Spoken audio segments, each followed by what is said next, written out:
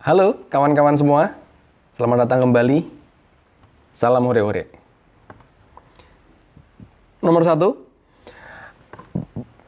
ada A, B, C, D, E adalah bilangan kelipatan 2 yang berurutan. Jadi ada 5 bilangan kelipatan 2 berurutan.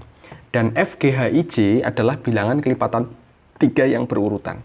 Tapi dari dua informasi yang ada pun kita tidak diminta atau tidak diberi patokan dimulai dari berapa. Artinya kita bebas memilih di situ.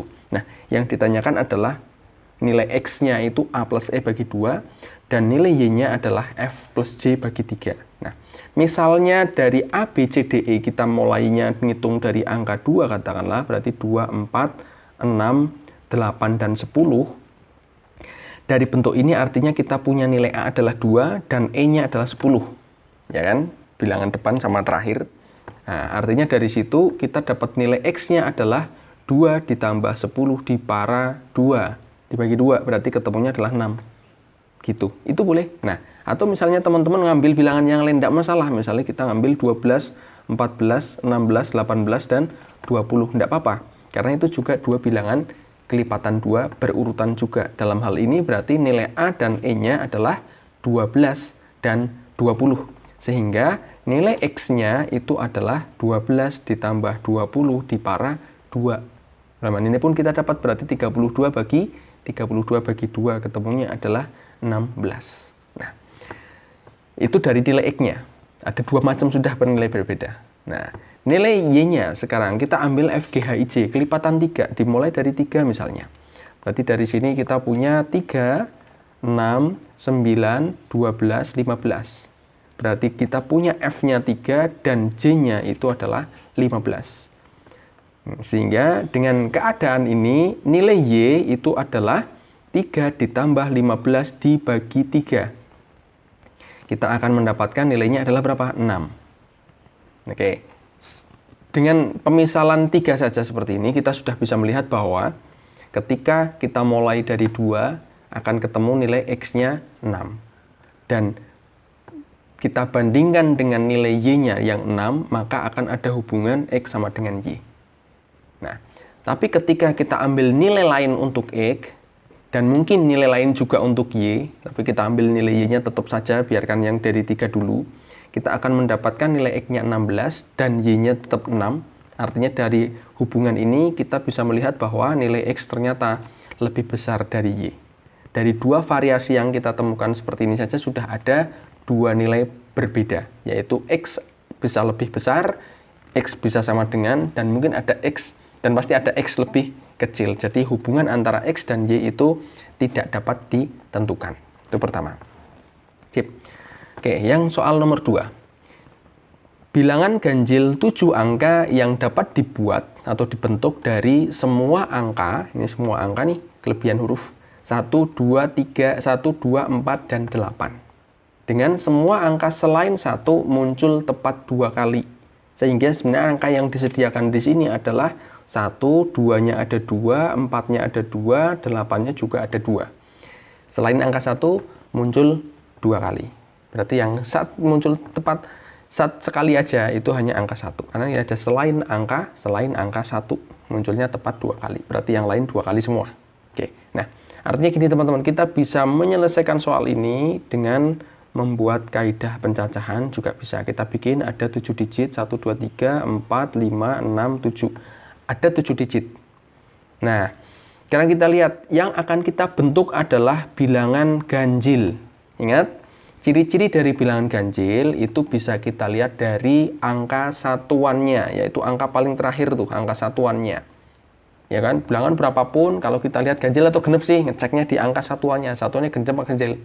Kelihatan di situ. Sehingga kalau kita akan membuat bilangan ganjil dari bilangan yang angka-angka yang disediakan adalah seperti ini, artinya satu-satunya angka yang bisa membuat bilangan yang kita susun adalah bilangan ganjil adalah hanya angka 1. Hanya angka 1, ya enggak? Karena yang lain genep tuh, 2, 4, 8 genap. Jadi hanya angka 1 yang bisa masuk ke sini. Artinya apa? Ada satu pilihan saja. Satu pilihan saja. Nah, untuk bilangan satuannya.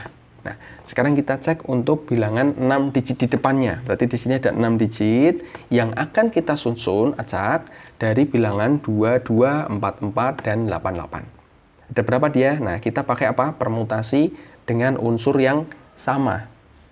Ada berapa digit? 6 digit. Berarti ada 6 slot ya. Berarti 6 faktorial.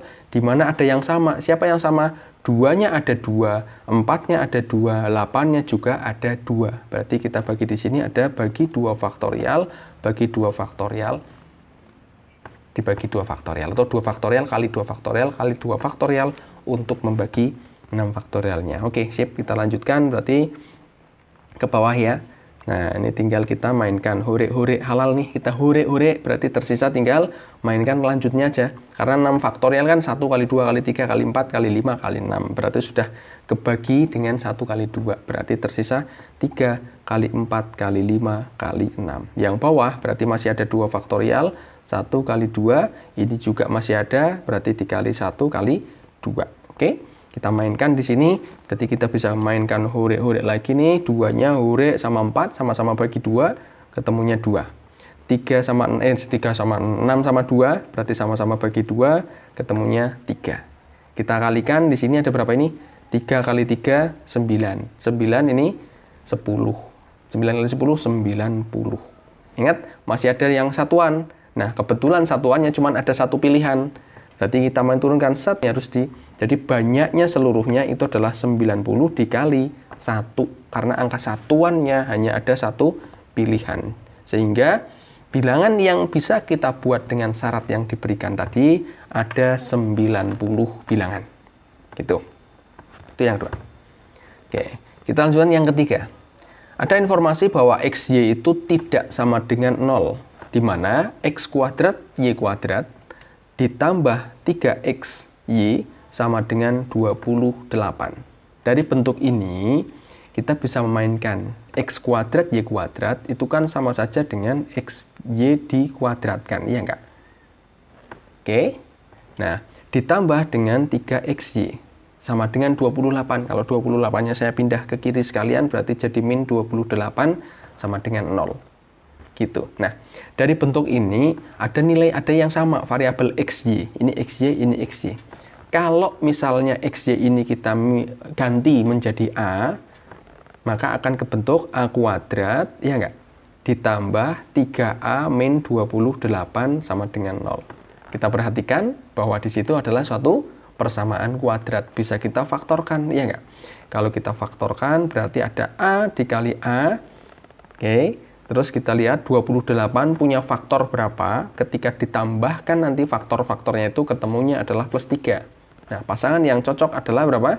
7 dan 4. Karena 7 kali 4 ketemunya 28, dan 7 tambah 3, 7 kurangi 4, plus 7 kurangi 4, itu ketemunya adalah plus 3. Oke, mainkan di situ, artinya kita punya dua nilai bahwa A-nya bisa negatif 7, atau A sama dengan 4.